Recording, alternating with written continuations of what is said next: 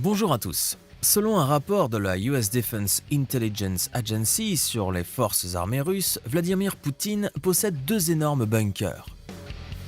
Ces structures super protégées sont destinées à cacher l'élite politique russe si une guerre nucléaire venait à éclater. Les experts du Pentagone affirment que les deux bunkers pourraient contenir jusqu'à 10 000 personnes au total. L'un de ces énormes bunkers à grande profondeur se trouve sous le Kremlin, l'autre près de l'université d'État de Moscou, Lomonosov. Le rapport indique que les bunkers ont été construits pour survivre à une attaque nucléaire et qu'ils sont reliés par des tunnels, un chemin de fer souterrain le reliant à d'autres sites importants, ainsi qu'à l'aéroport de Vnukovo. Comment détruire un bunker en béton enterré à des dizaines de mètres sous terre, surtout lorsque cela n'a jamais été fait auparavant? Ce fut un défi pour l'armée de l'air américaine pendant l'opération Tempête du désert. Car les services de renseignement et le personnel de commandement irakien étaient logés dans des bunkers en béton si profondément enfouis que les États-Unis et le reste de la coalition ne disposaient d'aucune arme pour les atteindre. Mais grâce à l'intelligence des ingénieurs, en collaboration avec l'armée américaine, l'arme a été conçue, fabriquée et testée avec succès en moins de 4 semaines, ne laissant à Saddam Hussein d'autre choix que de se rendre.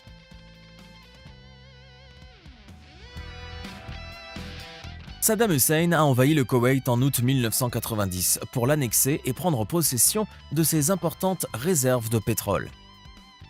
Les sanctions économiques s'étant révélées inefficaces, les États-Unis ont pris la tête d'une coalition de 35 pays contre l'Irak, qui a lancé de nombreuses campagnes aériennes pour frapper les infrastructures du pays. Mais rapidement, la quantité et la qualité des bunkers irakiens sont devenus un problème. Selon certains rapports de renseignement, il y avait jusqu'à 40 bunkers sous Bagdad, abritant plusieurs divisions d'infanterie, la garde républicaine irakienne et d'importantes installations de commandement et de contrôle. Ces bunkers en béton étaient enterrés à 10 ou 15 mètres sous la surface, ce qui les rendait insensibles aux impacts directs des bombes BLU-109 renforcées, conçues pour pénétrer le béton armé sur une épaisseur de 2 mètres seulement.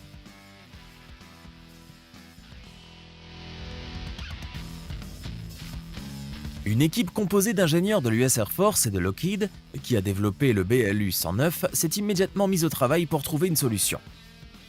Une nouvelle arme était nécessaire pour détruire les bunkers, et de nombreuses options ont été envisagées depuis une version Dense Penetrator du BLU-109 jusqu'à un avion hypersonique sans pilote. Le problème était que cette nouvelle arme prendrait au moins des mois à être développée, et ils avaient besoin de quelque chose tout de suite. Les ingénieurs de l'armée de l'air américaine à la base aérienne d'Eglin ont donc proposé une bombe lourde qui pourrait être larguée d'un B-52 à haute altitude afin d'obtenir suffisamment d'énergie cinétique pour pénétrer profondément dans une cible fortement défendue. Le plus grand défi, bien sûr, était de fabriquer la coque de la bombe. Il devait pénétrer dans des couches profondes de sol et de béton sans se détruire. La solution a été suggérée par un ancien officier de l'armée qui a travaillé pour Lockheed. Il a rappelé que les dépôts d'artillerie stockaient un grand nombre de barils provenant d'obusiers M201 SP de 203 mm. Ces canons étaient fabriqués dans un alliage de dureté approprié et se trouvaient en quantité suffisante dans les dépôts d'artillerie, notamment à l'arsenal de Watervliet dans l'État de New York.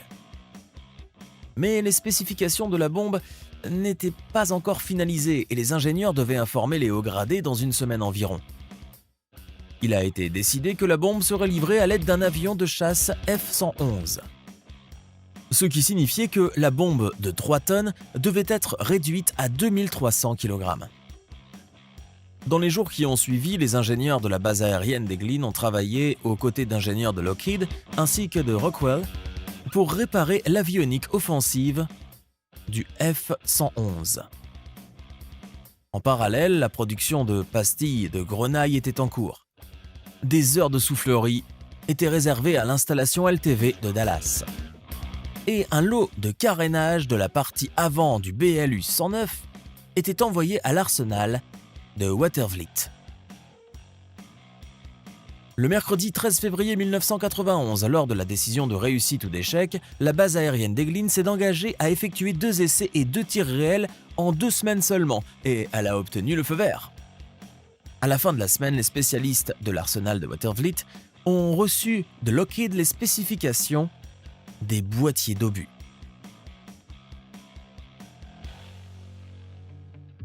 C'est dans les ateliers de cet arsenal que les canons d'artillerie étaient amenés à la taille requise. À Watervliet, les mécaniciens ont travaillé 7 jours sur 7 en plusieurs équipes 24 heures sur 24 pour produire le boîtier du pénétrateur à percussion. Les bords extérieurs et les barres ont été coupés du canon et le canon lui-même a été raccourci à la longueur du futur corps du projectile. La fabrication du corps de la bombe s'est poursuivie malgré le fait que sa conception n'était pas encore terminée. Les changements de spécifications arrivant littéralement par téléphone. Le processus de perçage d'un seul canon a pris 30 heures pendant que les ingénieurs de Lockheed travaillaient à déterminer les dimensions finales de l'alésage. Finalement, le diamètre interne a été porté à 245 mm. Cela a été fait pour qu'une pointe de l'ancienne BLU-109 puisse être appliquée au corps de la nouvelle bombe. Le carénage avant a été fixé à la coque, puis préchauffé à l'aide de torches spéciales et soudé en place pendant 12 heures. Le matin du 16 février, la première coque a été chargée sur un avion cargo C-130 de la Garde nationale aérienne. La peinture de la bombe était encore humide.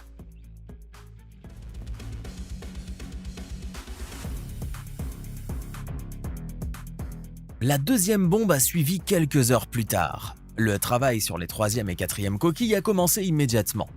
Après l'arrivée des obus à la base aérienne d'Eglin, le processus délicat consistant à les charger en explosifs était à venir. La colonne de 4 mètres était plus grande que tout ce qui avait été chargé auparavant à cette base. Elle ne pouvait tout simplement pas entrer dans les structures existantes. Il n'y avait tout simplement pas d'équipement spécial pour une bombe de cette taille sur la base aérienne, et les militaires ont dû travailler avec des méthodes pratiquement artisanales. En particulier, la couche isolante appliquée à l'intérieur des bombes aurait dû être traitée thermiquement dans un four spécial, mais les ingénieurs de la base militaire ont dû utiliser un chauffage électrique externe de fabrication artisanale. Le chargement devait également se faire de l'extérieur. Mais comme il n'y avait pas de structure assez haute pour maintenir l'enveloppe en position verticale, ils ont dû creuser un trou dans le sol pour y placer la partie avant de la bombe. Une coque a été remplie de béton pour les tests. La seconde coque a été remplie de tritonal pendant 37 heures. Les 285 kg d'explosifs fondus ont été versés à la main à l'aide de seaux, après avoir été préalablement amenés à fondre dans un four spécial. La bombe assemblée était équipée d'une pointe guidée par laser fixée à l'avant du corps et des stabilisateurs. Le premier GBU-28 était prêt et il était temps de le tester. La bombe remplie de béton est placée sur le F-111 et un essai de largage inerte est lancé dans les sables du désert du Nevada. Le projectile a frappé la surface du désert à une vitesse supersonique et a plongé à une profondeur de plus de 30 mètres. Elle était si profonde qu'il a été décidé de ne pas la déterrer. 2 jours plus tard, un test en grandeur nature a été effectué sur la base aérienne de Holloman, au Nouveau-Mexique. La bombe a été lancée à l'aide d'un chariot porte-fusée au-dessus d'une pile de dalles de béton de 6,7 mètres d'épaisseur. Le projectile est passé à 400 mètres de la barrière. Il était évident pour tous que le GBU-28 ferait l'affaire. Satisfaits des résultats, les projectiles 3 et 4 ont été préparés et emballés avec des explosifs. Ils ont ensuite été envoyés en Arabie Saoudite pour préparer le largage.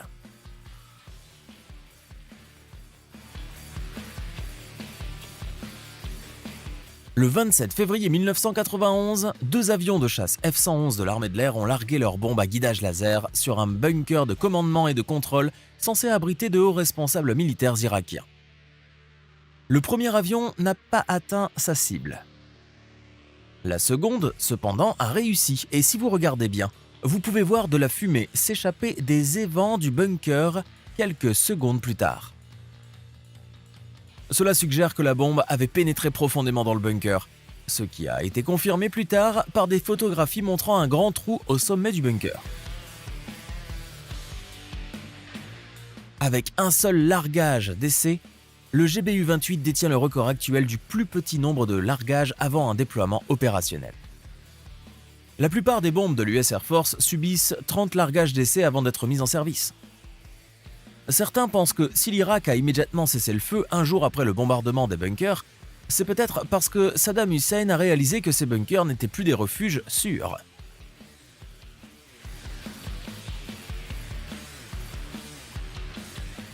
Bien que les soldats irakiens se soient déjà rendus ou aient fui la veille du largage de la bombe, et que l'Irak ait déjà annoncé son retrait total du Koweït la veille, le bombardement du bunker par la GBU-28 pourrait bien avoir été la goutte d'eau qui a finalement fait déborder le vase du régime agressif. Malheureusement, les circonstances peuvent se présenter de nos jours où il peut être nécessaire de frapper à nouveau un bunker, mais plus avancé et capable de résister à une frappe nucléaire terrestre. Et les États-Unis travaillent depuis longtemps sur une solution à ce problème. Les bombes nucléaires pénétrantes de haute précision B-61-11 peuvent créer un cratère suffisant pour la surprise préparée par les militaires américains pour ce cas. La GBU-57, ou Massive Ordnance Penetrator, est une bombe américaine guidée anti-bunker pesant 14 tonnes, capable de pénétrer jusqu'à 61 mètres dans le sol ou de traverser jusqu'à 19 mètres de béton armé lourd avant d'exploser. La seule possibilité d'utiliser une telle arme en tandem avec la B-61-11 devrait refroidir toute tête brûlée. C'est tout pour le moment les amis. Mettez-nous un like si vous avez trouvé la vidéo intéressante, écrivez vos commentaires et à bientôt!